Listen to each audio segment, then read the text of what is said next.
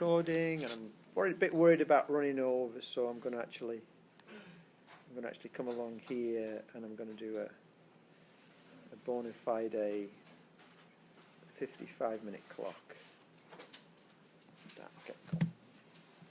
Okay.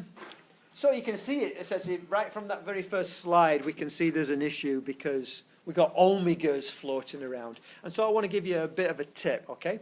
And so this is worthwhile just recollecting. I'm sorry, let's go back there. So I have you. I'm going to change my ink color. I like blue, and we're going to go back one. So I want to do a linear column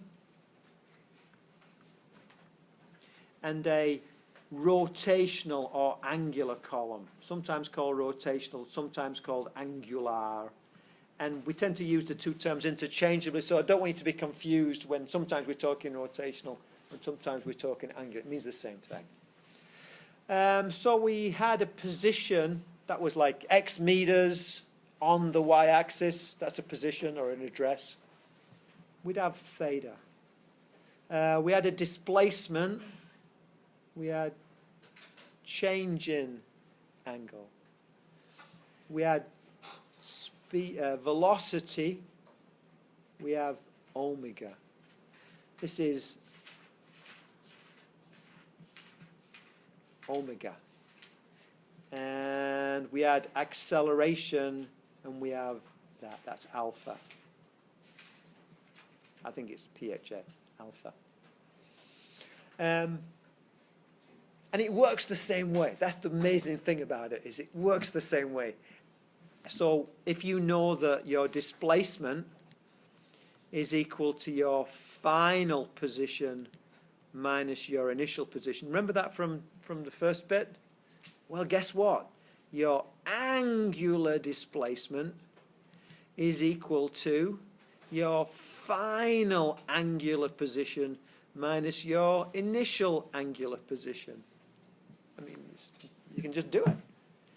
And if you know that your velocity equals your displacement over your time,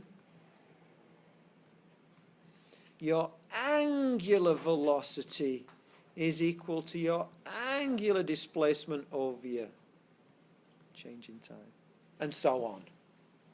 And not that we're going to go there, but I can even do some of that more. We only mentioned them, but we mentioned some of these equations, like VF equals VI plus AT. We never really used it, but you remember that? It was mentioned in the notes. Well, actually, I can just go and say omega F equals omega I plus alpha times change in times. So in a way, it's an incredible cheat because it's the same stuff. If I know it in linear, I know it in angular. So why is it an advantage? Why don't we just do this stuff in linear? And this is trying to get across why, and that is when you move in a circle, your speed, your tangential speed, depends upon how far you are away from that turning axis. The thing on the outside goes really, really fast. The guy in the middle just spins. When I was a kid, I read this science fiction story, and it talked about public transit, and it was all moving walkways. And what the guy described is that you would climb up a staircase in the middle of the hall, and the floor of the hall was a rotating disc. And so you'd step out on this disc, and you'd start going in a circle around, the room. And as you walked out to the edge, you'd be going faster and faster and faster, until when you were at the very edge, there was like an interstate walkway going really fast. But the outside edge of this is going just as fast, so you just step off and then you go linearly. Like an on-ramp for an interstate. And then you want to get off, you just step onto the circular bit, which is the off-ramp, and you walk towards the middle and you climb down the steps. and you leave. And in principle, that can work. In principle, it's just, it works fine. So you have a small velocity near the middle, small speed near the middle, but a huge speed near the outside. And when things change like that, from an engineering or a physics point of view, that's a real pain, because every little molecule, as you go further and further out, has a bigger speed. So you've got to do an awful lot of bookkeeping.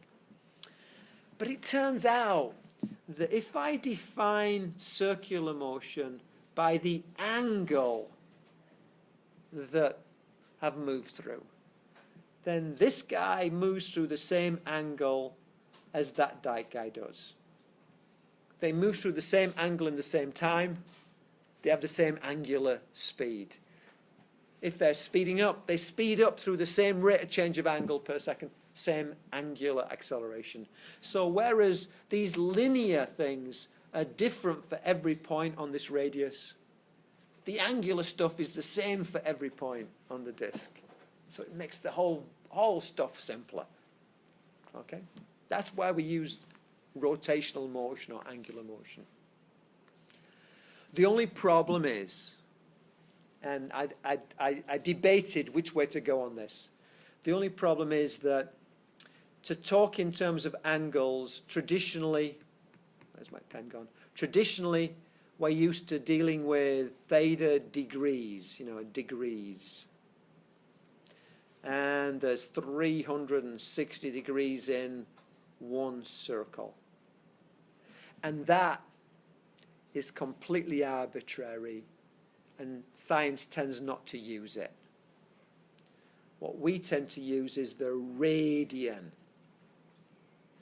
And it turns out there's 2 pi radians in one circle.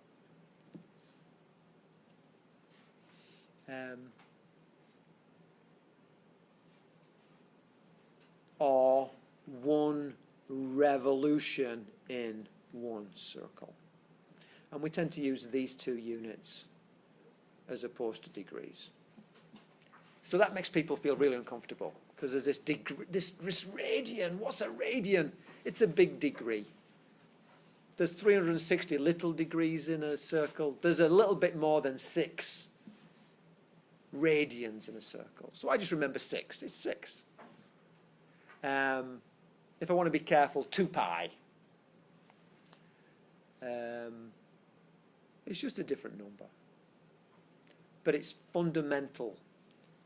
A space alien come in will not know that there is a thing called a degree, and they won't know why it's 360. It's our tradition. It's just historically. 3,000 years ago, there was a famous dominant culture which was base 6 in the Middle East, basically, sort of like eastern Turkey, northern Syria, all that area. And they were better at math than other cultures in the West, and it just got passed down. So it lingers with 24 hours in a day, 12 months in a year. That's that tradition. But a space alien would say, look, as we did, they'd say, look, I can represent the circle, I can represent an angle by how far I travel for a given radius. And I can define this thing called the radian, which is the distance traveled over the radius. And it just falls out. So a space alien knows that geometry, because it's geometry of the universe. So a space alien might not call it a radian, but they know what it is. They'll have no idea about a degree. So it makes sense to go there. It just makes us feel a bit uncomfortable. So let's not get bogged down in it. So we characterize the speed of an object moving in a circle in a number of ways. The tangential speed, that's this linear bit, is along the tangential path for a given point. Its value depends upon the point's radial distance. So as you go further and further from the axis, then basically you've got a bigger and bigger speed. And it's a bit of a pain.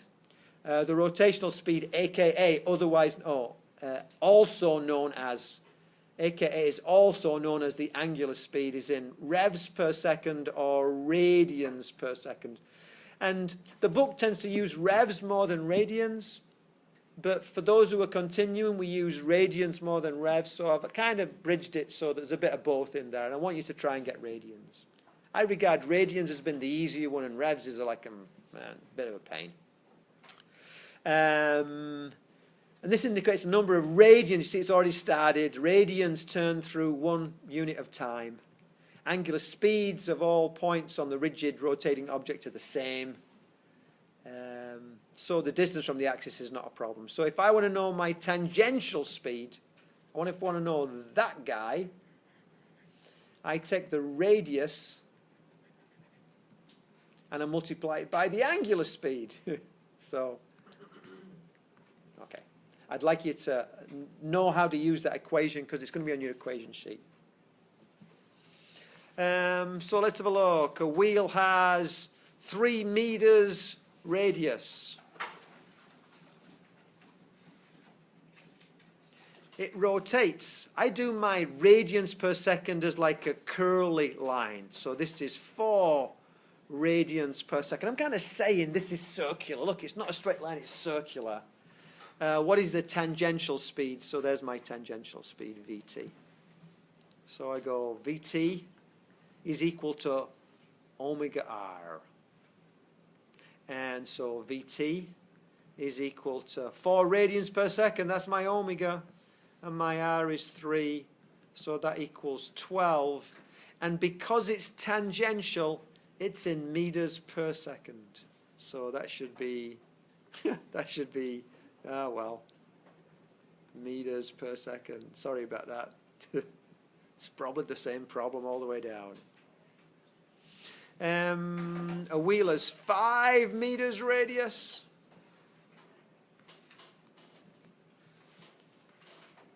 Two radians per second tangential speed. Can you do that one for me, forgiving me the fact that my units are going to be wrong? And oh, has that disappeared again? This is so frustrating. I don't know why it's not appearing. But I can't get to it without getting away from here, and this is more important. So it was, well, we'll just deal with it. Okay. So I wonder if I can't shove it to the back, can I? I wonder if I click on this. I wonder if I can go screen, pointer options. Is there anything saying go back one, help? And I'm not going to help because it'll take me forever. Screen,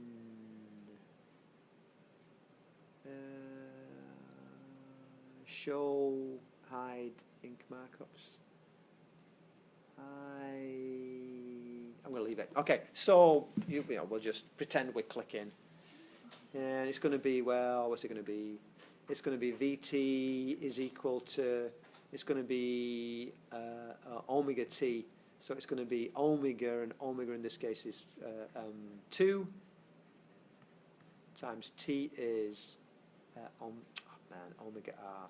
Sorry, it's rattled me that. So it's 2 times 5, which equals 10 meters per second Vt. Yeah. And because I messed up on that, I'm going to do this last one as well. A wheel is 8 meters radius, so that is 8, and it has a 2 radians per second. And what's its Vt? Vt is equal to omega r. Vt is equal to, omega is 2 times r is 8, which equals 16 meters per second, Vt. So it's that one. Not so bad. So they're not so bad. And then this other thing I'd like you to be able to do is how many radians are there in half a rotation? And this is just visualization. So there's 2 radians in, 2 pi radians in rad in 1 circle. So in half a circle, 2 pi over 2, which equals pi radians. Yeah, can you see that? Just Leave pi. Get comfortable leaving the pi in. How many radians are there in a quarter of a rotation? It's going to be 2 pi, a quarter of it, over 4. So that would be 0.5 pi radians. And then degrees. How many degrees are there in 3/4 of a rotation? That's 360 times 3 over 4, which equals 270 degrees. That's much harder, but we're more comfortable with it because we practiced it. And then how many degrees are in 1/10 of a rotation? 360 times 1/10, which equals 36 degrees. Yeah.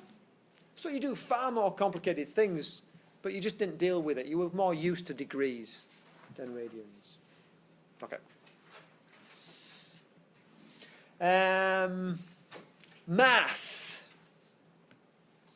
Mass causes inertia. Do you remember that?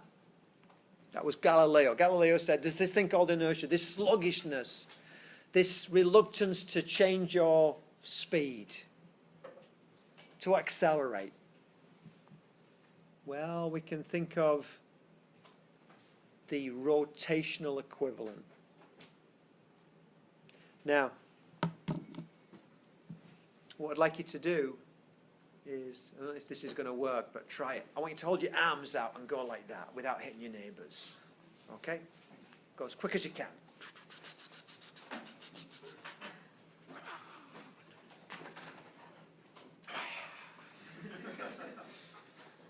Then do this. Which do you think you can do faster? That one? Oh, that one. Which can you do faster? This one, isn't it? You're the same mass, and yet you're more able to accelerate rotationally when your mass is close to your spinning axis. Yeah?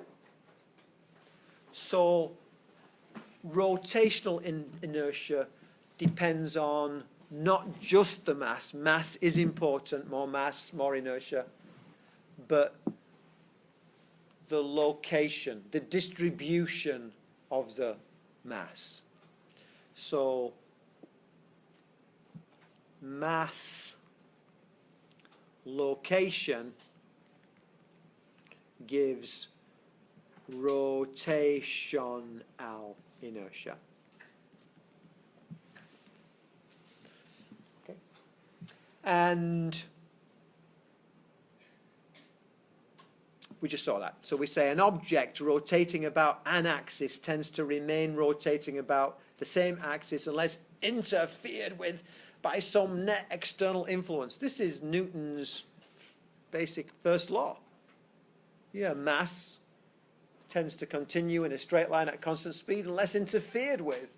Well, rotating things tend to continue rotating unless interfered with. It's the same law. And an object that is rotating tends to remain rotating, while an object that is not rotating tends to remain not rotating. Yeah, if you've not got a speed, you don't get a speed, and if you've got a speed, you keep it. That's the linear equivalent. Rotational inertia depends upon the distribution of the mass. So here's the same thing, but this guy is more inertia, and this guy has less inertia. Same mass, just distributed. For that, I'm going to be careful. For rotation about that point there. So the mass is the mass is the mass. All over the universe, the mass is the mass is the mass. But your rotational inertia depends upon the axis of rotation. So if you look at this pencil down here, if I say, what's the moment of inertia about the axis going through the lead, it's really small, because all the wood is very close. I mean, here it is, and there's my axis, and none of the wood is very far away. So there's a certain amount of mass there, but none of it is very far away. But now I take that same pencil and I move it on its side and I try and rotate it, and all this wood is a long way away and all that wood is a long way away. And that's like putting your arms out. So this will have little rot in. This will have medium rot in. And this here, if I try and do it about one end of the pencil, this wood is a long, long, long way away. Big rotational inertia. I can say big moment of inertia, little moment of inertia, medium moment of inertia, big moment of inertia. So here's another thing. Moment of inertia, which we give it the big symbol I, is like mass.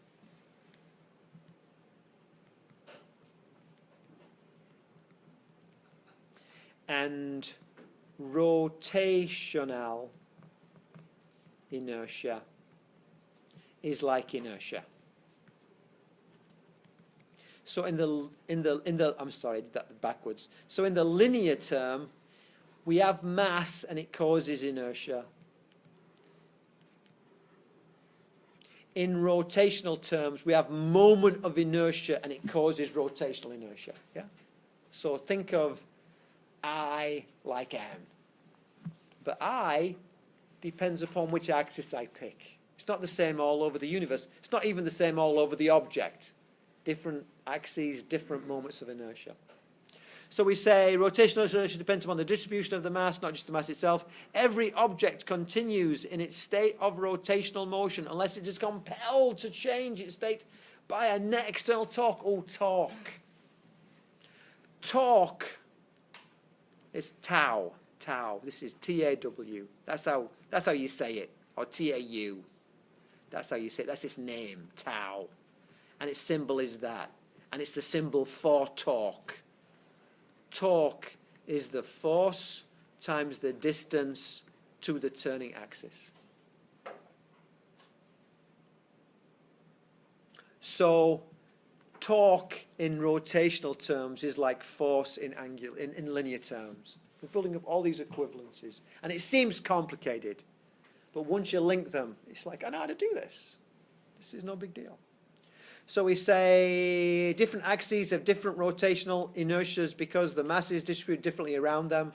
The preferred axis of rotation is determined by which axis has the lowest rotational inertia. So if I take an axe and I throw it, it will tend to rotate about the axis which has the least inertia, because it's more willing. The more the inertia, the more unwilling it is to rotate. So if it is rotating, it's going to go with the least unwilling axis. So it's not going to be about the end there. It's not going to be about down here. It's going to be about like where the middle of all the mass is. So it'll tend to go like that and like that. It's not going to go like that. It's not going to want to do that at all. And if you get an axe or something that's non-symmetrical, you can't do it with a rod, it just goes around the middle. But if you get, well, try and throw a ruler by one, try and get a ruler to go around one end of it. It will never do it. It's always going to go about the middle, you know? So, and that's because it's got the least rotational inertia about that axis, you know? And so you use this intuitively. You know, if you want to do a bunt, you're told to choke up on the bat. What that means is you move your hands more towards the middle, because then it's easier to, because with a bunt, you don't want to tap it in the wrong direction. You want to get it there and get it tapped. You might not hit it hard, but you're going to hit it. Whereas with a slugging home run, you're told to have your hands down at the end, and it's hard to manipulate it, and you might not get it very often, but when you get it, you hit it really hard. If you're on a tightrope, first of all, they give you a pole. It's cheating. It's completely cheating. I mean, they give you a pole, so what happens? Oh, I got more mass. Oh, that means I got more inertia. That's made me more stable. And then I get the mass so I can move it around. So I can move this thing up in the air when I'm feeling less comfortable, and I hold it down by my hips when I'm feeling more comfortable. By moving that out there, I just massively increased my rotational inertia, which made me much less willing to rotate about my feet, which means that I'm much less willing to fall over. Rotation, if you've ever been, I'm sure you never have, but if you've ever been, kind of like drunk too much and fallen over, what happens is you fall over your feet, don't you? You don't fall over your middle. You don't do this. You don't go, oh man, I fell over. You go, oh man, I fell over. You rotate about your feet. If I can reduce the likelihood that I will rotate about my feet, I'll be more stable. So if I can hold on to something and move it further away from that axis, I make it more stable. And that's what the rod is. You should basically, if you go to Cirque du Soleil and they've got the tightrope walker walking with the pole, you should shout out, put the pole down! That's cheating! It's like, how many people have been to Cirque du Soleil? It's incredibly expensive. I mean, my daughter wanted to go. And I said, oh, why not? We're in Orlando, why not? And then I went to the ticket office, and it was like, oh, I know why not, but, I couldn't back out. It was like, but it was physics all the way through. I felt like somebody should just sell that show to colleges, because it's all physics all the time. It's amazing. So that's what they're doing. By using that, they're just moving it out. And then the other thing I noticed was, I'm a short person, and I have some very tall friends, and I never have trouble walking next to them. And there's a thing, it's actually in the book. The book is amazing, by the way.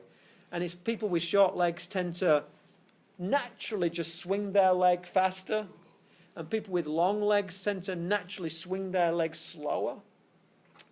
And so you find that we keep up. I take more steps when I'm walking naturally, so I travel about the same distance as somebody who's taller, who's taking fewer steps but longer strides. So, cool. Long leg got more rotational inertia when you think about it. Think about it. There's all this mass down your foot, and it's a long way away from the axis, where my foot, not so far away from the axis. So a couple of quick questions. So which axis of rotation has the largest? So here's the tip, always circle the key word, because otherwise you answer the homework question, not the test question. So largest, so it's going to be C, isn't it? More mass further away. Which tightrope walker is more stable? More mass further away. More stable. More mass further away. Yep, cool. You sit on a rotating platform. You sit halfway between the axis of rotation and the rim. You have a rotation speed of 20 rotations or revolutions per minute. You have a tangential speed of 2 meters per second. So that's that. What will be the tangential speed of your friend who sits on the rim? So that's complicated. I'll show you how to do it. But so you might intuitively get it. Intuitively, if I'm twice as far away from the axis and I'm on a wheel, rotating wheel, I have to go twice as far in the same amount of time. If you think about a small circle, then the circumference is 2 pi r. If I think about a big circle, the circumference is 2 pi r. Oh, pi, 2, they cancel. It's the ratio of the radii. The distance traveled is the ratio of the radii. If I double the radii, I've got to travel twice as far in the same amount of time. Oh, twice the tangential speed. So that's one way you can do it. You can argue it out. The other way is a bit more formal. And we say, well, let's have a look. My Vt is equal to omega r. And I know omega is the same. So my Vt over r for the left-hand side, or the middle guy, let's call this guy x, is equal to my Vt over r for my y guy. And then I say, well, okay, I need my Vt. Now, here's the bit that's a little bit complicated. You can cheat, and you can say, oh, forget the radians per second. Let's just stick with radians per revolutions per minute. And it's cheating, because that equation there does not work with revolutions per minute. It won't work. But because we're doing the same to both sides, the error cancels out. So we can say, okay, well, in that case, then, my, I'm sorry. I'm sorry. Yes. So if this is, I'm sorry. I'm sorry. This is tangential. So I'd say 2 over halfway. So 2 over 1/2 is the same as Vt over 1. This is halfway out. It's got a speed of 2. This is all the way out. So we say Vt is equal to 4 meters per second. I'm sorry. So the tangential, this is talking about tangential speed. So the tangential, you can say, well, tangential speed scales with the distance from the axis. So if I double my distance, I double my tangential speed. That's the intuitive way of doing it. Or you can be a bit more formal and say, well, my omega is the same for both of them. So my Vt over r to the left is equal to my Vt over r to the right. And I know my Vt for one of them, so I can find the Vt for the other. So that one's not so bad. And then what will be the rotational speed of your friend who sits on the rim? And so this is conceptual. It says, oh, rotation speed just stays the same. So rotation speed, if the rotation speed of the guy in the x position is 20, the rotation speed of the guy in the y position is 20, because they both go around the same number of circles. So not so bad. So what I was going on about is just, it happens that if you try and substitute that in for that, it's cheating. It's not going to work. Okay, so watch out for that. Oh! So, here's an interesting conundrum. We have a ramp, and we're going to put a hollow hoop, and I say a solid disc. These days, I tend to say a solid cylinder. It's the same thing. For most people, a disc is like a compact disc. It's very thin, and so people worry about it falling over. But a cylinder, there's a certain kind of width to it, so people don't worry about it. So I started using solid cylinder as opposed to solid disc. But, so here's the thing. Put them side by side, and this is completely full of atoms. It's got a certain mass and a certain radius.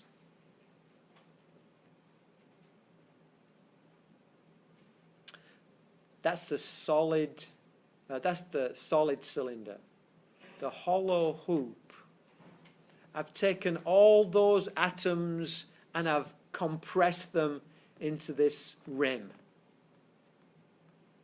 And how do we do that? We often do that by using a different material, because I want the same mass and the same radius. So from the outside, it looks like, well, same mass, same radius. From an energy point of view, same potential energy, becoming kinetic energy, all that kind of stuff. It's tempting to say this makes no difference.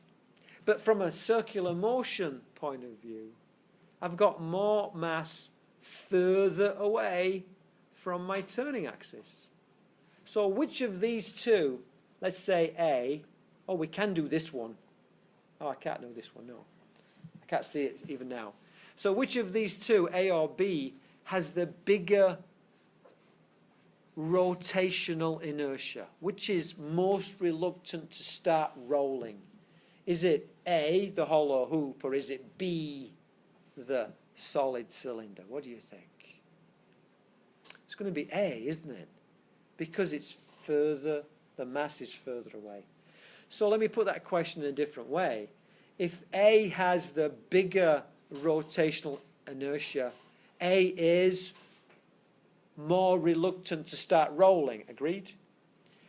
A has the smaller angular acceleration. Agreed? And A has the bigger moment of inertia. So I can talk about rotational inertia, which is the inertia, and I can talk about moment of inertia, which is like the mass. And I happen to know that for a hollow hoop, the moment of inertia equals the mass times the radius squared.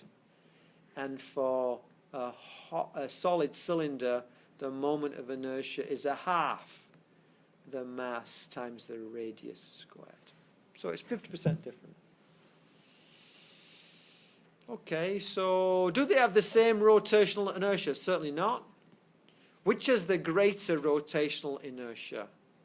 Oh, it's going to be the hollow hoop. Which will reach the bottom of the ramp sooner? If you're reluctant to start rolling, and your reluctance to increase your rolling speed, how good are you going to be at going fast down the ramp? You're going to be awful, aren't you? So the thing with the bigger moment of inertia loses. So the hollow hoop loses. Which will reach the bottom sooner? That guy. And it's demonstrable. You can see it. It's amazing. You can see it. Okay, cool. Here's another example, and I want to show you this, but I think I don't have a mass to keep on it. I can maybe let me just step to the back and see if I can find a clamp or something to fasten onto it.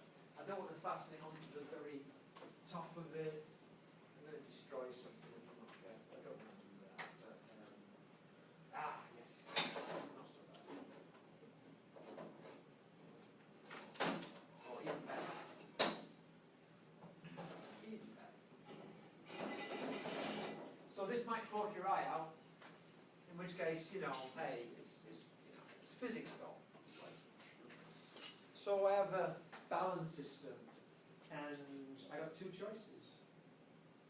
Now, we're told if you want to make a car go around corners really well, put the weight as low as possible, yeah?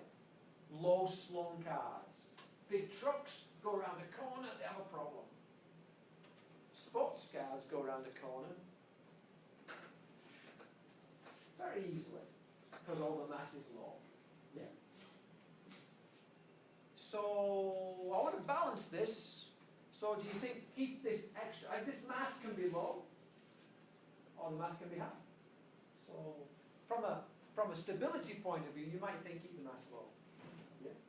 But when you try it, you can just feel it. It feels really uncomfortable.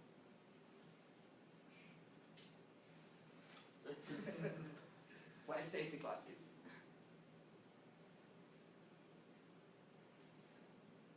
You can feel it. It's much more stable. When you do this, hold it a bit higher so it hit on your head, not take your eye out. Okay? Yeah. That's the same concept as the trapeze, right? Trapeze? The bar. The guy, yes, that's exactly right. The fact is that balancing is avoiding rotation about my hand, and I want this to have the biggest moment of inertia for rotation about my hand. And so I put the mass as high as possible. Not like that, but as far away as possible. Try it. So do hold it above your eyes. So in this question here, consider balancing a hammer. I should have brought a hammer. Consider balancing a hammer upright on the tip of your finger. The head of the hammer is heavy and the handle is long and light. Which is the hardest? So again, just to remind ourselves, which is the hardest to balance? It's hardest to balance. I've lost my pen. There. That's the hardest to balance. It's the most unstable. And you can feel it, can't you? It's quite shocking. And the longer you make that rod, the easier it gets. It's like, so when I was a kid, I went to the circus and there was a lady there. You know, I had this really weird thing about, how many people have been to a circus? So most people, yeah? So for those that haven't, there's like animal shows, and they tend to be less popular these days. But there's also acts. There's also trapeze artists, and there's high wire artists, and there's a whole bunch of skills kind of things, people with skills. And there's usually a ringmaster, and the ringmaster wears a top hat and has a suit on, and he has a certain persona. He pretends, he acts in a certain way, and usually he's like, you know, I'm in charge, and you're going to do what I say. And I remember, because you're a kid, you take things literally. So there was this one case where they had a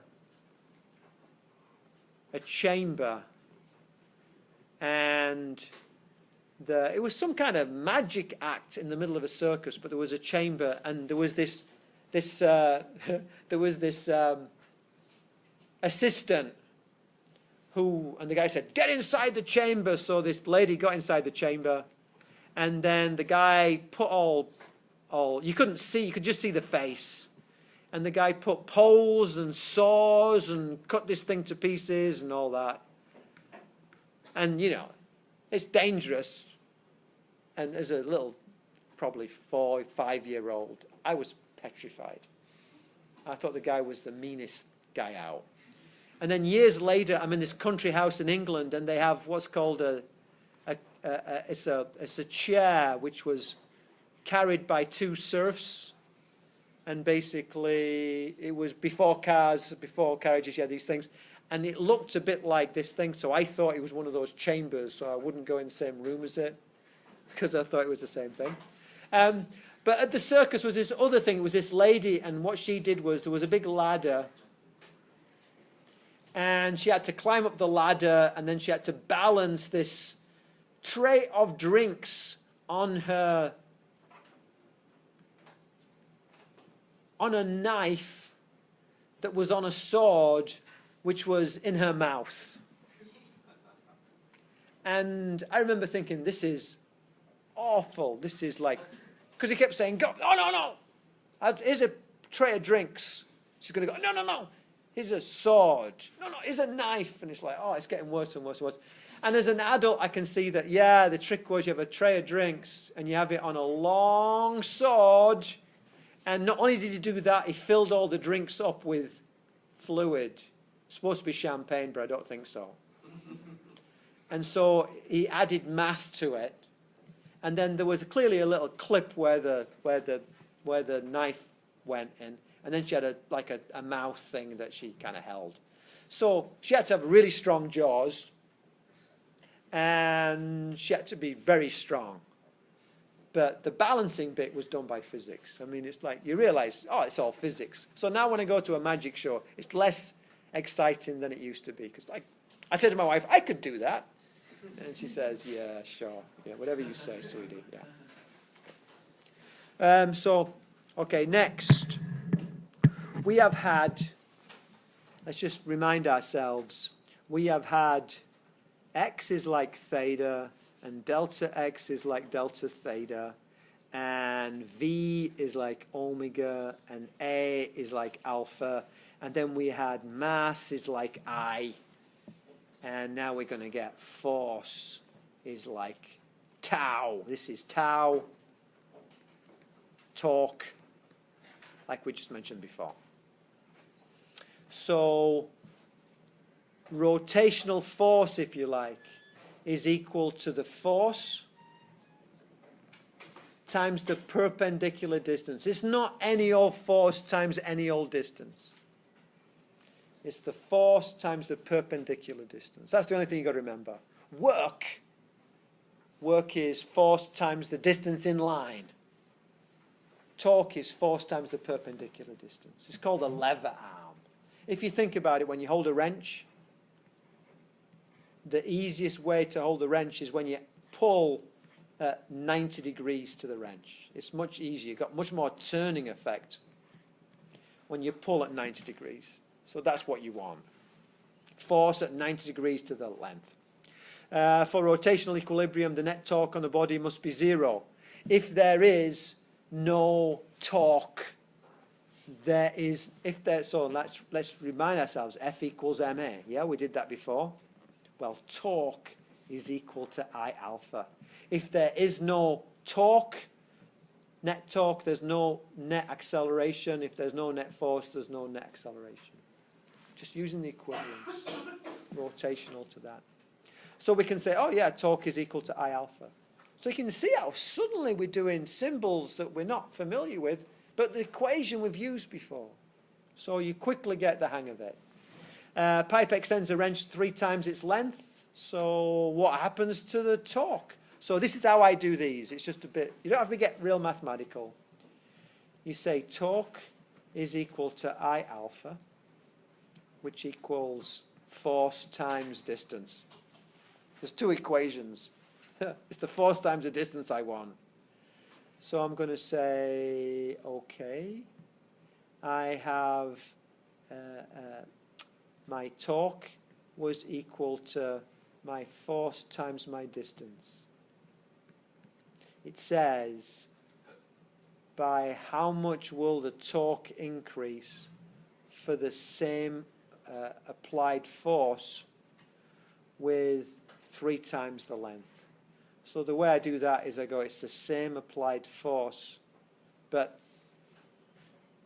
big D. If that goes up, that must go up. That's one way of getting it. I know it gets bigger. If I like, I can say, well, there's my torque, and there's my force, and there's my D.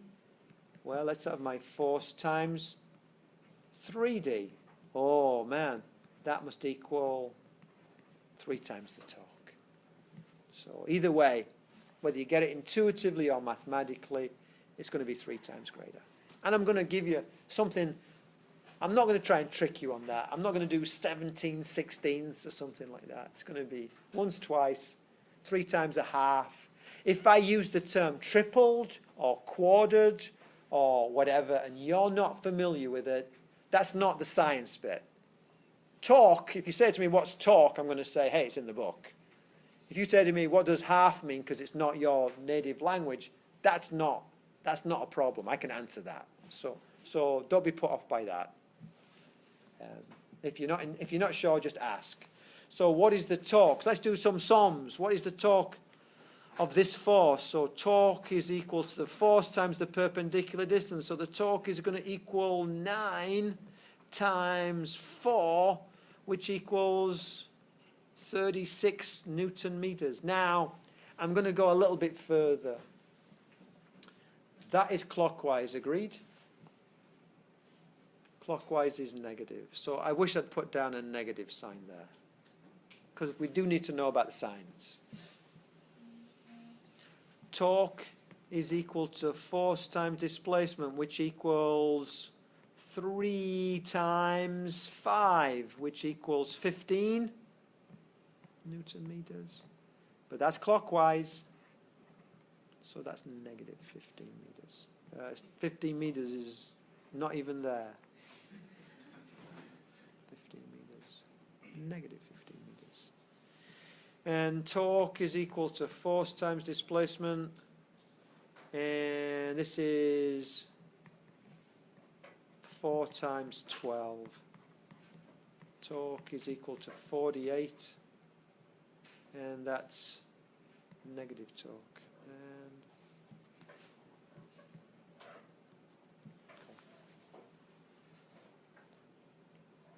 I'm going to just zoom a bit. I want to see how far I can go. I'm not going to get through this whole thing. I don't care.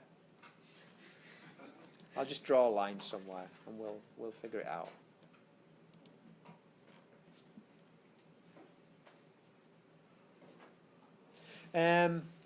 What is the net torque in this? So this is where we need the sign. Oh, sorry. This is where we need the sign. So we say, okay, we're going to say I have sum of the torques is equal to torque 1 plus torque 2 plus torque 3. So I have 4 times 12, and that's clockwise, so that's minus, added to 3 times 4, and that's counterclockwise, so that's positive. So this is minus 48 added to plus 12 is equal to minus 36 Newton meters. You see how I bring it in now all of a sudden? Minus 36 Newton meters. And the sum of the torques is equal to torque 1 plus torque 2 plus torque 3. So I'm going to say 4 times 12, negative, because it's clockwise. Now this one is pointing downwards. It doesn't matter. It's 3 times 6, and that is counterclockwise, so that's positive. So that's minus 48 plus 18, which equals minus 30 Newton meters. So the direction doesn't matter. It's just the distance from. And this one, sum of the torques is equal to torque 1 plus torque 2 plus torque 3. So we're going to say, let's say 5 times 6, and that's going to be counterclockwise, which is positive, added to, and this is going to be 9 times 4, and that's clockwise, which is going to be negative. So that's going to be plus 30, added to minus 3 9s are 27, 4 9s are 36, minus 6 Newton meters. Cool.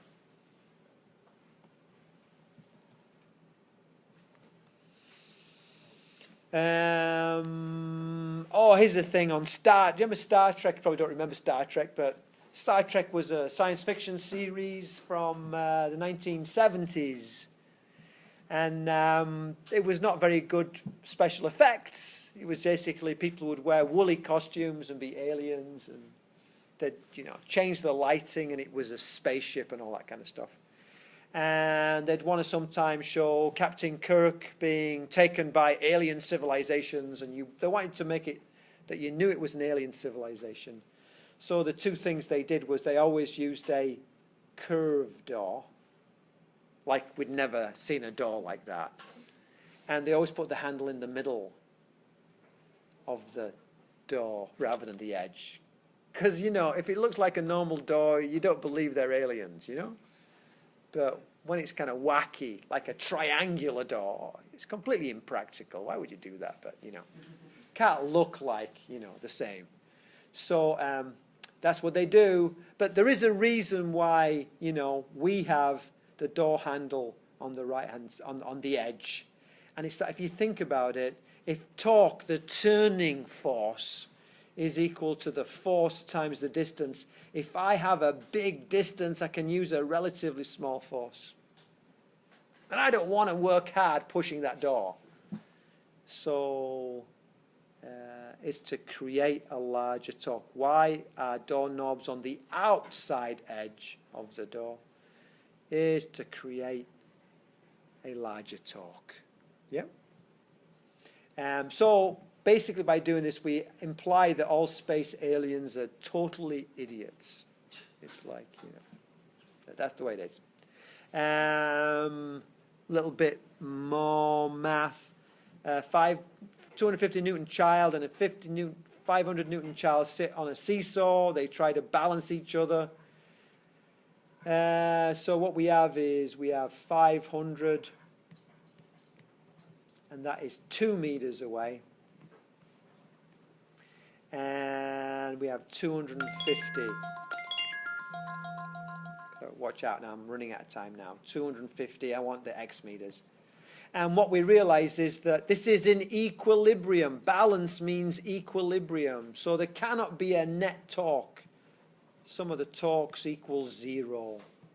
So my clockwise torques have to balance my counterclockwise torques. So I can simply say, 500 times 2 is equal to 250 times d, or x. So d is equal to 1,000 over 250, 4 meters. So it says it's more than, that's the thing, and then it's 4 meters is the answer.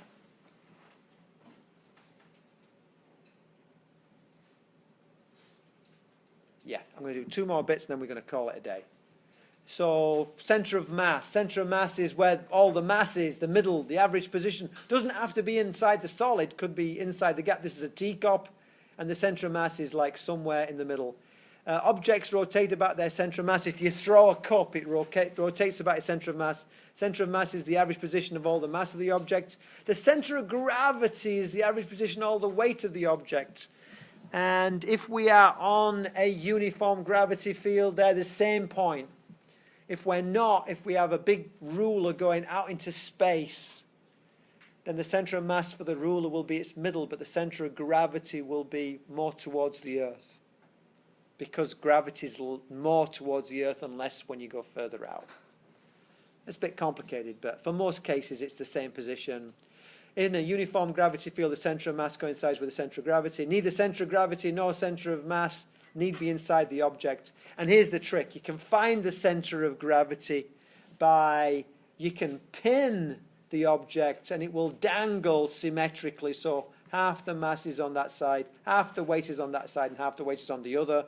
And because we're in a uniform gravity field, half the mass is on that side and half the... Well, really,